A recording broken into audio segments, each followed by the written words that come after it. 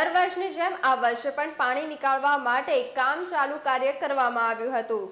વાત કરીએ દાહોદ તાલુકાના રાબડાલ ગામના તાલુકા મથકને જોડતા રસ્તામાં ભારે વરસાદને પગલે પાણી ભરાઈ જતા હાલ વાહન વ્યવહાર બંધ થયો છે। રાબડાલ ગામમાં આવેલ કેન્દ્રીય વિદ્યાલય ચોકડીથી પસાર થતો રોડ જે હાઈવેને જોડે છે એના અમુક ભાગમાં લો લેવલ રોડ હોવાને કારણે દર ચોમાસામાં રોડ પર પાણી ભરાઈ જાય છે, જેમાં વાહન વ્યવહાર ખોરવાઈ જતો હોય છે।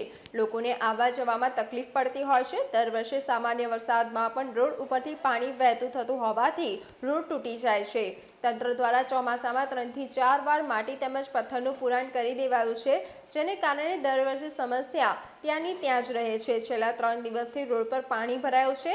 માં Parvatinagar, Giants medical college and hospital, મરઘા ફાર્મ, આનંદ કૃષિ કેન્દ્ર તેમજ અન્ય સોસાયટીઓ આ રસ્તા આગળ આવેલી છે, જેને કારણે ત્યાંના રહીશોને તકલીફ પડતી હોય છે।